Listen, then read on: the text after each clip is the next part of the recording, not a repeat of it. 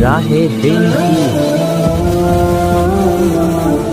بسم اللہ الرحمن الرحیم۔ شروع اللہ کے نام سے جو نہایت رحم کرنے والا ہے۔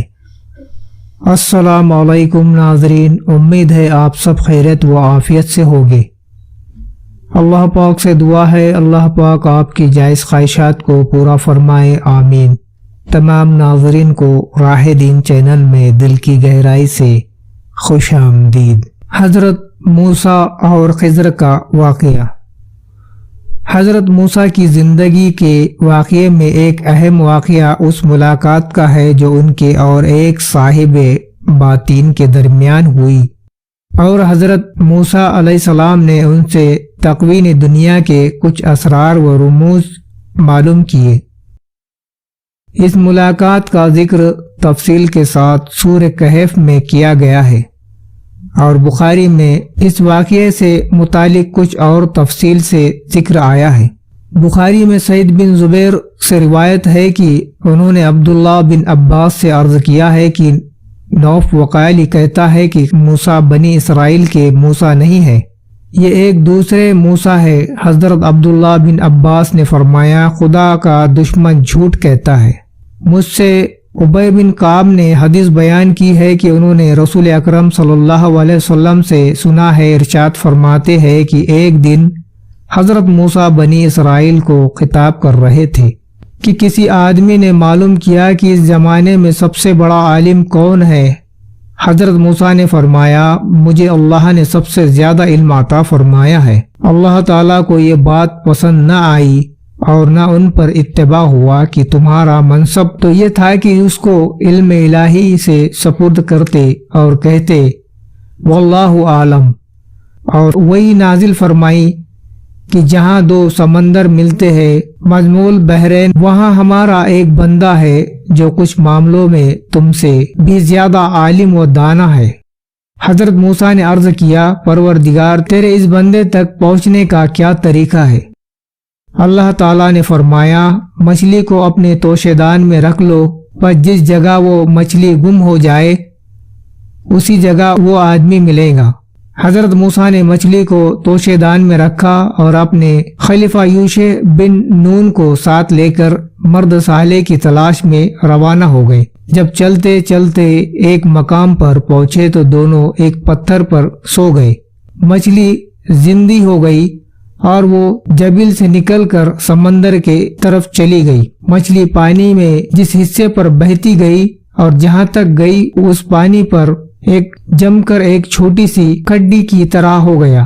ایسا معلوم ہوتا تھا کہ سمندر میں ایک لکیر یا خط کھینچا ہوا ہے۔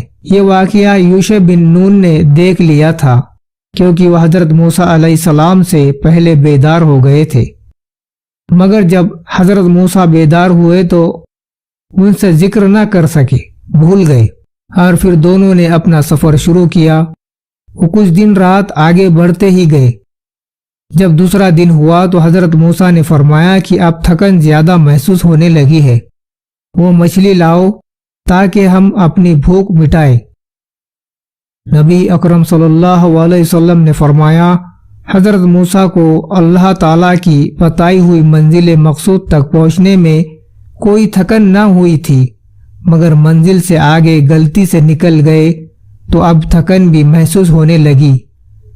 یوشع بن نون نے کہا، آپ کو معلوم رہے کہ جب ہم پتھر کی چٹان پر تھے تو وہی مچھلی کا تعجب بھرا واقعہ پیش آیا کہ اس میں حرکت پیدا ہوئی اور وہ جبیل میں سے نکل کر سمندر میں چلی گئی، اور اس کے رفتار پر سمندر میں راستہ بنتا چلا گیا۔ میں آپ سے یہ واقعہ کہنا بھول گیا، یہ بھی شیطان کا ایک چرکا تھا۔ نبی اکرم صلی اللہ علیہ وسلم نے فرمایا، سمندر کا وہ خط مچھلی کے لیے راستہ تھا اور موسیٰ اور یوشع کے لیے تعجب والی بات۔ حضرت موسیٰ علیہ السلام نے فرمایا کہ جس جگہ کی ہم کو تلاش ہے وہ وہی جگہ تھی، اور یہ کہہ کر دونوں پھر ایک دوسرے سے بات چیت کرتے ہوئے اسی راہ پر لوٹے اور اس صخرہ پتھر کی چٹان تک جا پہنچے۔ وہاں پہنچے تو دیکھا کہ اس جگہ عمدہ کپڑے پہنے ہوئے ایک آدمی بیٹھا ہے۔ حضرت موسیٰ نے اس کو سلام کیا۔ اس آدمی نے کہا، تمہاری اس سرزمین میں سلام کہاں؟ یعنی اس سرزمین میں تو مسلمان نہیں رہتے ہیں۔ یہ خضر تھے۔ حضرت موسیٰ نے کہا، ہاں میں تم سے وہ علم حاصل کرنے آیا ہوں جو اللہ نے تم ہی کو بخشا ہے۔ خضر نے کہا، تم میرے ساتھ رہ کر ان معاملوں پر صبر نہ کر سکو گے۔ موسیٰ، اللہ نے مجھ کو تقوین اسرار و رموز کا وہ علم عطا کیا ہے جو تم کو نہیں دیا، اور اس نے تم کو تشریعی علم کا وہ علم عطا فرمایا ہے جو مجھ کو عطا نہیں ہوا۔ حضرت موسیٰ نے کہا، انشاءاللہ آپ مجھ کو صبر و ضبط کرنے والا پائیں گے، اور وہ آپ کے ارشاد کی بالکل خلاف ورزی نہیں کروں گا۔ حضرت خضر نے کہا، تو پھر شرط یہ ہے کہ جب آپ میرے ساتھ رہے تو کسی معاملے کے متعلق بھی جس کو آپ کی نگاہیں دیکھ رہی ہے وہ مجھ سے کوئی سوال نہ کرے، میں خود ان کی حقیقت آپ کو بتا دوں گا۔ حضرت موسیٰ نے منظور کر لیا اور دونوں ایک طرف کو روانہ ہو گئے۔ جب سمندر کے کنارے پہنچے تو سامنے ایک ناؤ نظر آئی۔ حضرت خضر نے ملاحوں سے کرایہ پوچھا۔ خضر کو پہچانتے تھے، اسی لیے انہوں نے کرایہ لینے سے انکار کر دیا اور اصرار کر کے دونوں کو کشتی پر سوار کر لیا اور کشتی روانہ ہو گئی۔ ابھی چلے ہوئے زیادہ دیر ہی نہ ہوئی تھی کہ حضرت خضر نے کشتی کے سامنے والے حصے کا ایک تختہ اکھاڑ کر کشتی میں سوراخ کر دیا۔ حضرت موسیٰ سے ضبط نہ ہو سکا، خضر سے کہنے لگے، کشتی والے نے یہ احسان کیا کہ آپ کو اور مجھ کو مفت سوار کر لیا، اور آپ نے اس کا یہ بدلہ دیا کہ کشتی میں سوراخ کر دیا۔ سب کشتی والے کشتی سمیت ڈوب جائے، یہ تو بہت نامناسب حرکت ہوئی۔ حضرت خضر نے کہا، میں نے تو پہلے ہی کہا تھا کہ آپ میری باتوں پر صبر نہ کر سکو گے، آخر وہی ہوا۔ حضرت موسیٰ علیہ السلام نے فرمایا، میں وہ بات بالکل بھول گیا تھا، اسی لیے آپ بھول چوک پر پکڑے نہیں اور میرے معاملے میں سختی نہ کرے۔ یہ پہلا سوال واقعی موسیٰ کی بھول کی وجہ سے تھا۔ اسی بیچ ایک چڑیا کشتی میں کنارے آ کر بیٹھی اور پانی میں چونچ ڈال کر ایک قطرہ پانی پی لیا۔ حضرت خضر نے کہا، بے شک تشبیہ علم الہی کے مقابلے میں میرا اور تمہارا علم ایسا ہی ہے، بے حقیقت ہے جیسا کہ سمندر کے سامنے یہ قطرہ۔ کشتی کنارے لگی اور دونوں اتر کر ایک اور کو روانہ ہو گئے۔ سمندر کے کنارے کنارے جا رہے تھے کہ ایک میدان میں کچھ بچے کھیل رہے تھے۔ حضرت خضر آگے بڑھے اور ان میں سے ایک بچے کو قتل کر دیا۔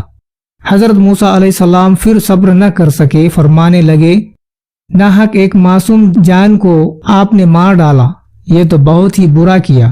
حضرت خضر نے کہا، میں شروع ہی میں کہہ چکا تھا کہ آپ میرے ساتھ رہ کر صبر و ضبط سے کام نہ لے سکو گے۔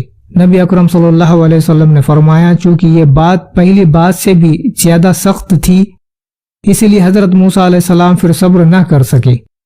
حضرت موسیٰ علیہ السلام نے فرمایا، خیر اس بار نظر انداز کر دیجئے، اس کے بعد بھی اگر صبر نہ ہو سکا تو پھر اجر کرنے کا کوئی موقع نہ رہے گا، اور اس کے بعد آپ مجھ سے الگ ہو جائیے۔ غرض پھر دونوں روانہ ہو گئے اور چلتے چلتے ایک ایسی بستی میں پہنچے جہاں رہنے والے خوشحال اور مہمانداری کے ہر طرح قابل تھے، مگر دونوں کی مسافرانہ درخواست پر بھی ان کو مہمان بنانے سے انکار کر دیا۔ یہ ابھی بستی ہی میں سے گزرے تھے کہ خضر ایک ایسے مکان اور بڑھے جس کی دیوار کچھ جھکی ہوئی تھی اور اس کے گرے جانے کا ڈر تھا۔ حضرت خضر نے اس کو سہارا دیا اور دیوار کو سیدھا کر دیا۔ حضرت موسیٰ علیہ السلام نے پھر خضر کو ٹوکا اور فرمانے لگے، ہم اس بستی میں مسافر کی حیثیت سے داخل ہوئے، مگر اس کے بسنے والوں نے مہمانداری کی اور نہ ٹکنے کو جگہ دی۔ آپ نے یہ کیا کیا؟ اس کے ایک باشندے کی دیوار کو بغیر معاوضے کے درست کر دیا۔ اگر کرنا ہی تو بھوک پیاس کو دور کرنے کے لیے کچھ اجرت ہی طے کر لیتے۔ حضرت خضر نے فرمایا، اب میری اور تیری جدائی کا وقت آ گیا ہے، ھذا فراق بینک۔ اور پھر انہوں نے حضرت موسیٰ علیہ السلام کو ان تینوں معاملوں کی حقیقتوں کو سمجھایا اور بتایا کہ یہ سب اللہ کی طرف سے تھی جن پر آپ صبر نہ کر سکے۔ حضرت خضر سے متعلق اہم باتیں۔ ناظرین، ہمیں کمنٹ باکس میں آپ ان 5 سوال کے جواب دے سکتے ہیں اگر آپ کو پتہ ہے۔ وہ 5 سوالات کیا ہے؟ غور فرمائیے۔ حضرت خضر سے متعلق کچھ باتیں ذکر کے قابل ہے۔ ایک، خضر کا نام ہے یا لقب؟ دوسرا، خضر صرف نیک بندہ ہے یا والی یا نبی ہے یا رسول ہے؟ تیسرا سوال، ان کو ہمیشہ کی زندگی حاصل ہے یا وفات پا چکے؟ چوتھا سوال، بحرین کی جگہ کہاں ہے؟